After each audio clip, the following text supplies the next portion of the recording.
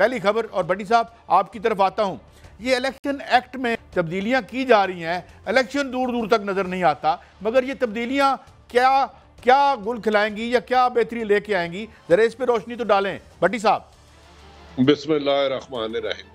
काजी साहब, शुरू से साजिशों और सिलेक्शन के जरिए आने वाले हमेशा इलेक्शन से फरार के रास्ते अपनाते हैं। तो मौजूदा हुकूमत पीडीएम की तो आई ही सिलेक्शन के जरिए, एक मुंतवी हुकूमत का खात्मा, उसका जमहूरियत का कत्ल करके सिंध हाउस में मंडी लगाकर, और जहां मोहतरमा मरियम ऐसी मिनिस्टर इंफॉर्मेशन हो और उनकी काबिलियत क्या हो उस पर भी रोशनी डालेंगे। तो ये इलेक्शन से फरार का रास्ता अपना रहे हैं।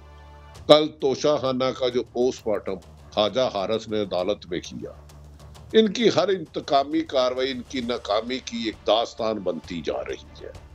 इन्हें शिकस्त नजर आ रही है। अब इलेक्शन से फरार के लिए कभी इसहाक डार साहब का नाम मोहतरम का आ जाता है, कभी मरियम नवाज साहब का निगरान वजीर आजम आ जाती है। तो ये मौजूदा हुकूमत जो है, इसने सियासतदानों की तारीख पर एक स्याह रकम कर दी है, और ये अलायंस ऐसे मफाद प्रस्तों का है कि ये मुल्क में इलेक्शन नहीं चाहते। मैं आपको पूरी तरह और बावसूख जराए से बता रहा हूँ, और इन्हें पता है कि ये इलेक्शन इन्हें सियासत से आउट कर देगा। जैसे कि क्रिकेट में जब बंदा कोई पहले ही गेंद पर क्लीन बोर्ड हो जाए और अंपायर उसे मजबूरन ग्राउंड से बाहर भेजता है, तो ये सियासत पीडीएम का ग्राउंड से आउट होने की निशानी है। लिहाजा इलेक्शन से फरार के लिए कभी इलेक्शन इस्लाहात का नाम लेंगे, वो इनकी छेड़ है। कभी एक्ट है जो हुकूमत आई ही बैसाखियों के सहारे हो, जो 23 करोड़ आवाम के गमो गुस्से का निशाना हो, जो इंतकामी कार्रवाइयों की एक तवील दास्तान हो। इनके मुंह से जमहूरियत अच्छी नहीं लगती। इन्हें चाहिए कि आइन में एक्ट के जरिए ताहयात मुस्लिम लीग नून को वजारत उज़्मा दे दे, शायद मुल्क के लिए कुछ बच जाए। अच्छा भट्टी साहब, मैं चाहता हूँ एक मैं चीज़ सुनवाऊँ आपको, एक चीज़ मैं आपको सुनवाता हूँ। हमारे जो मोहतरम प्रोफेसर एहसन इकबाल साहब हैं, उन्होंने कोई बात की इलेक्शन के हवाले से, तो वो मैं आपको सुनवा दूं, फिर मैं आपसे इस पर भी आपका कमेंट लेता हूं। और ख़बर मुझे बताइएगा कि ये बातें क्या हो रही हैं, ख़ास तौर पर जो इशारे हैं वो क्या है, ज़रा दिखाइएगा जी। जी भट्टी साहब, आपने सुना कि आज़ाद अदलिया नहीं है, ये तो हमें पता है जब से जस्टिस क़य्यूम गए हैं, अल्लाह ताला उन्हें गरीक रहमत करे, हमें आज़ाद अदलिया कहीं नज़र नहीं आ रही। जी आप क्या कहेंगे भट्टी साहब? जिस हुकूमत का एक वफाकी वजीर उमर अता बंदयाल जैसा नमाजी परहेजगार जज साहबान पर डिक्टेशन दे के इसके होते हुए इलेक्शन नहीं होते, ये तो तौहीने अदलिया है। इलेक्शन आइन और कानून के मुताबिक दिए हुए मियाद के दरमियान कराना हुकूमत की जिम्मेदारियां बुनियादी। उससे फरार का रास्ता आईनी और कानूनी नहीं, आइन शिकनी होगा, आर्टिकल 6 इन पर लग जाएगा। लेकिन बदकिस्मती आप तो जानते हैं, सजाद अली शाह पर हमला हो, आसफ सईद खोसा चीफ जस्टिस पर हमला हो, साकिब निसार जैसे दरवेश आदमी पर हमला हो, उमर अता बंदयाल पर हमला हो, तो इनके लिए कानून के रास्ते खुल जाते हैं। इन्हें चाहिए जस्टिस क़य्यूम, इन्हें चाहिए जो इनको स्टे दे दे, 10-10, 15-15 साल के स्टे, और इनकी 2 अरब की प्रॉपर्टी कमो बेशतर 60 अरब की हो जाए। कादी साहब, इस मुल्क में हमारे अदारों ने भी अपना मुकाम रखने में भट्टी साहब, मेरा एक सवाल और आपसे। नहीं, मेरा एक सवाल आपसे भट्टी साहब एक सवाल मेरा और आपसे। मैं सवाल पूछता हूँ 23 करोड़ आवाम के उनकी तरफ से, अगर आपने 14 मई को इलेक्शन का फैसला दिया था, तौहीन अदालत क्यों नहीं दिया? आप बताएं, क्या अदलिया पर दबाव है? क्या मरियम नवाज ने जो जुलूस निकाला था चीफ जस्टिस सुप्रीम कोर्ट के बाहर, और फजलुर रहमान ने, क्या उस दबाव के तहत आपने इन पर तौहीन अदालत नहीं दी?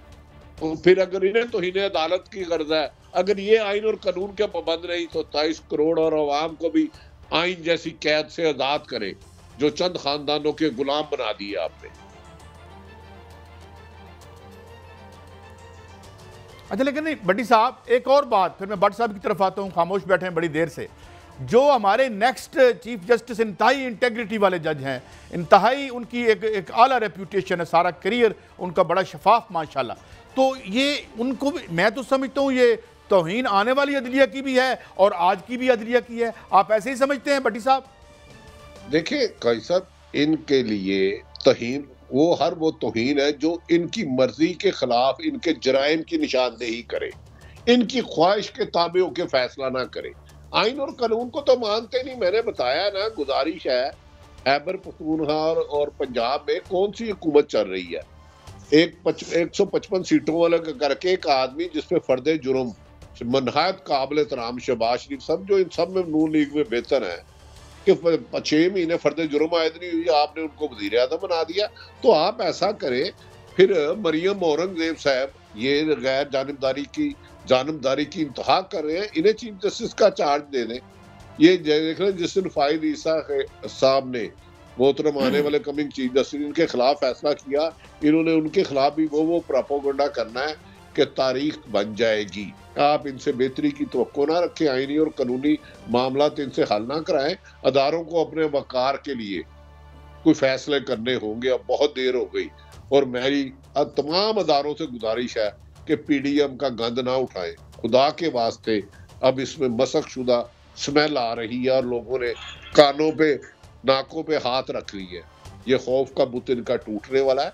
अब अदारों को अपने वकार के लिए आगे बढ़ना होगा और इनके सियासतदानों के बोझ उठाने से अब गुरेज करना चाहिए।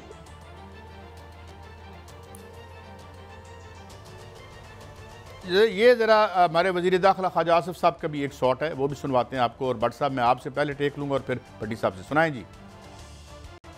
काजी साहब मैं आपसे ये अर्ज कर रहा हूं कि अगर आपने जो ख्वाजा आसिफ का शॉट सुनवाया है, इसमें बहुत वाज़िया तौर पर उन्होंने IMF और निगरान हुकूमत की जो बात की है, ये वो खबर है, ये वो टेस्टर है जो इसहाक डार का छोड़ा गया था, जिसको पीपल्स पार्टी ने फेक न्यूज भी करार दिया। अब इसहाक डार साहब को प्राइम मिनिस्ट्री का कहकर मेरी इत्तला के मुताबिक खबर यह है कि उनको आप मिनिस्टर लगाना चाहते हैं और वो भी खजाने का मिनिस्टर लगाना चाहते हैं निगरान हुकूमत में, ताकि IMF से जो डील चल रही है वो इसहाक डार साहब के थ्रू वो चलती रहे।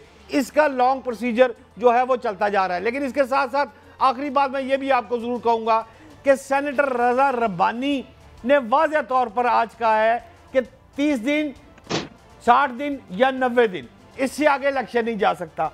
अच्छा, दूसरा उन्होंने कहा कि गैर मामूली जो अख्तियारात है निगरान हुकूमत को दिए जाने की, इलेक्शन एक्ट की बात हो रही है, उस पर उन्होंने इसको नागवारी का इज़हार किया है। कहने का मकसद सिर्फ ये है कि इस वक्त PDM और पीपल्स पार्टी एक पेज पर काजी साहब नहीं आ रही, और यही सारे मसला चल रहा है जो आगे जाके पाकिस्तान के लिए मजीद दुश्वारी का बायस बनेगा।